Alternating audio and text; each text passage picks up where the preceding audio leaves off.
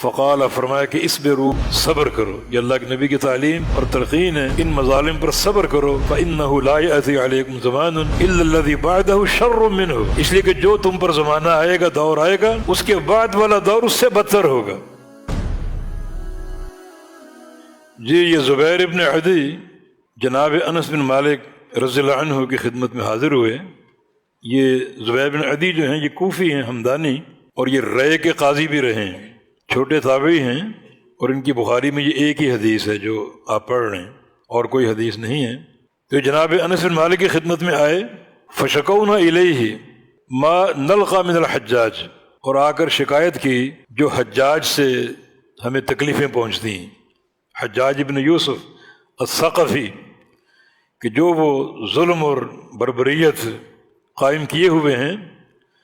اس کا آ کر شکوہ کیا، کیونکہ حجاج کے ہاں ہر جرم کی سزا قتل تھی، کوئی بھی جرم ہو، زیادتی ہو، کوئی گناہ ہو، پکڑا جائے سیدھا سیدھا اس کی گردن اتار دو۔ اس سے قبل یہ معاملہ نہیں تھا، یعنی شیخین کے دور میں، ابو بکر عمر کے دور میں، کوئی جرم اگر کسی کا پکڑا جاتا اس کو مجلس میں لاتے اور صرف اس کی پگڑی اتار دیتے، وہ شرم سے پانی پانی ہو جاتا، یہ سزا تھی۔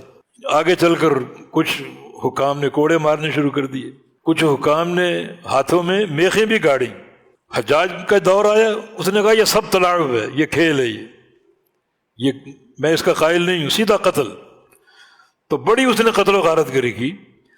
تو یہ انس کے پاس آئے اور کہا کہ حجاج نے ظلم اور بربریت کا بازار گرم کر رکھا ہے۔ مقصد یہ تھا کہ آپ اللہ کے نبی کے صحابی ہیں، محترم ہیں، آپ اگر ان سے بات کریں گے، سمجھائیں گے، تو ہو سکتا ہے اس ظلم سے وہ بات آ جائیں۔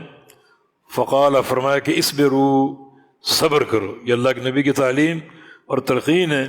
ان مظالم پر صبر کرو،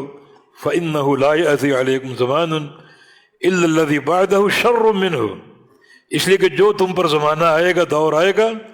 اس کے بعد والا دور اس سے بدتر ہوگا، اس کے بعد والا دور اس سے بدتر ہوگا، حتیٰ تلقوا ربکم، حتیٰ کہ تم اپنے رب سے جا ملو، یعنی تم پر موت آ جائے تو تم دیکھو گے کہ ہر بعد والا دور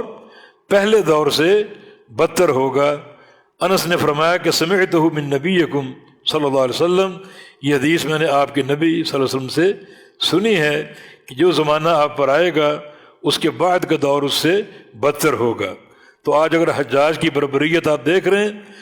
تو اس حدیث کی روشنی میں جو آگے دور آئیں گے اس سے بھی بدتر ہو سکتے ہیں، تو آپ کا کام ان تمام مظالم پر صبر کرنا ہے تاکہ آپ اس صبر کا صلہ اور اجر اللہ تعالیٰ سے حاصل کر سکیں۔ سبسکرائب کریں اور بیل آئیکن پر کلک کریں تاکہ آپ کو بر وقت ہماری ویڈیوز کا نوٹیفیکیشن مل سکے۔